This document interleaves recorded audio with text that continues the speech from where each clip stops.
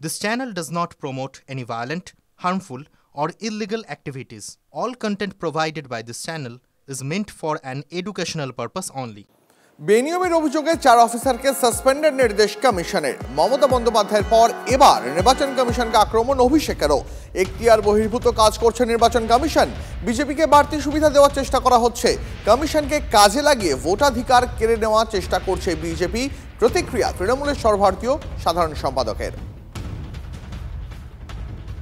Election কমিশনকে কাজে লাগিয়ে যাতে বাংলার প্রকৃত বাঙালিরা, বাংলা ভাষায় যারা কথা বলে, যারা বাংলায় থাকে, তারা ভোটাধিকার প্রয়োগ করতে না পারে, প্রকৃত ভোটার যারা, তাদের ভোটের অধিকার কেড়ে নেওয়ার জন্য ইলেকশন কমিশন নির্লজ্জ ভূমিকায় নেমেছে।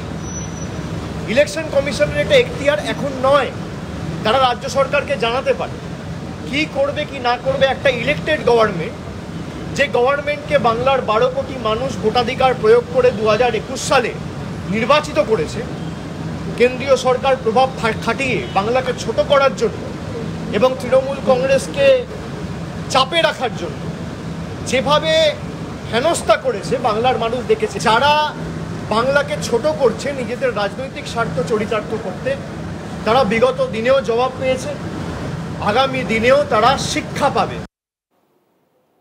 বিজেপি নেতা জগন্নাথ চট্টোপাধ্যায় রয়েছেন আমাদের সঙ্গে এই মুহূর্তে টেলিফোন লাইনে। জগন্নাথ বাবু, মমতা বন্দ্যোপাধ্যায় বলেছেন রাজ্যের অফিসারদের রাজ্য সুরক্ষা দেবে। এবার অভিষেক বন্দ্যোপাধ্যায় বলছেন নির্বাচন কমিশন বিজেপিকে বাড়তি সুবিধা পাইয়ে দেওয়ার চেষ্টা করছে। কি বলবেন? এর বাইরে অন্য কিছু কি কথা বলবে? যে দুজন অফিসারের বিরুদ্ধে ব্যবস্থা গ্রহণ করা হয়েছে, নির্বাচন কমিশনের নির্দেশে নির্বাচন কমিশনের প্রতিনিধি হয়ে তারা ভোটার লিস্ট সংশোধনের কাজ করছিল। নির্বাচন কমিশন তাদের নমুনা সমীক্ষায় দেখছে যে এই দুটি এলাকা থেকে এই সংশ্লিষ্ট অফিসারদের লগইন ব্যবহার করে বিনা ডকুমেন্টে ভোটার তালিকায় নাম তুলে দেওয়া হয়েছে। একই আধার কার্ড ব্যবহার করে কোথাও 70, কোথাও 75, কোথাও 100 জনের নাম তুলে দেওয়া হয়েছে।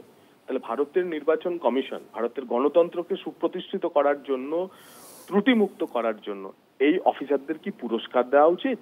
আমি ওই অফিসারদের ব্যক্তিগত বিষয়ে কিছু বলছি না, হতে পারেন তারা সৎ দক্ষ অফিসার, কিন্তু যে কাজটি ভারতের নির্বাচন কমিশনের পক্ষ থেকে তারা করছেন সেই কাজে যদি কোন রকম ডকুমেন্ট ছাড়াই নাম তুলে দেওয়া হয়, একই আধার কার্ড নাম ব্যবহার করে যদি 70, 75, 100 জন, 150 জনের নাম তুলে দেওয়া হয়, তাহলে তো চিন্তার কারণ আছে। কেন অভিষেক বন্দ্যোপাধ্যায় মৃত ভোটারদের ভোট জিততে চাইছেন? কেন অভিষেক বন্দ্যোপাধ্যায় একই ভোটারের একাধিক জায়গায় নাম থাকলে সেই ভোটারদের নাম কাটতে দিতে চাইছেন না? কেন তৃণমূল কংগ্রেস পশ্চিমবঙ্গে ঠিকানা বদল করা ভোটারদেরও নাম ভোটার তালিকায় রাখতে চাইছেন? বেশ, কেন ভোটার তালিকায় বুথে ভূত থাকবে? নির্বাচন কমিশন এই কাজে হাত দিলে কেন তৃণমূলের আপত্তি? কারণ তৃণমূল পরাজয় দেখছে সামনে। ধন্যবাদ। 4 অফিসারের সাসপেনশন নিয়ে নির্বাচন কমিশনের সঙ্গে সরাসরি সংঘাতে জড়িয়েছেন মুখ্যমন্ত্রী। কাউকে সাসপেন্ড করা হবে না, অফিসারদের রক্ষা করবে রাজ্য, হুঙ্কার দেন মুখ্যমন্ত্রী। পাল্টা সংবিধানের ধারা উল্লেখ করে প্রতিক্রিয়া দিয়েছে কমিশনও। নির্দেশ পালনে বাধ্য মুখ্য সচিব, নির্দেশ পালন না হলে পদক্ষেপ করতে পারে কমিশন। খবর সূত্রে সরকারি কর্মচারীদের ভয় দেখানো হচ্ছে। আমার 2 জন অফিসারকে নোটিশ পাঠানো হয়েছে কিনা তাকে সাসপেন্ড করা হলো। আমরা বলি তোমার ইলেকশন এখন ডিক্লেয়ার হয়েছে, কোন আইনের বলে তুমি নোটিশ পাঠিয়ে দিচ্ছ, সাসপেন্ড করছো, আর বলে দিচ্ছ এফআইআর করতে হবে না? আমি কারো কোনো পানিশমেন্ট করতে দেব না, এটা মাথায় রাখবেন। ভয় পাওয়ার কোনো কারণ নেই। শুনুন, আপনাদের প্রোটেক্ট করার দায়িত্ব আমাদের, আমরা আপনাদের রক্ষা করব জীবন দিয়েও। কোনো চিন্তা করবেন না, কেউ হতাশ হবেন না।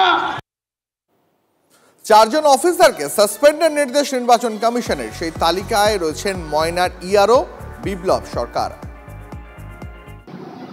আমি যা কিছু দেখেছি মিডিয়াতে দেখেছি, officially I have not communicated any order as of it, so এটা নিয়ে আমার কোনো বক্তব্য নেই।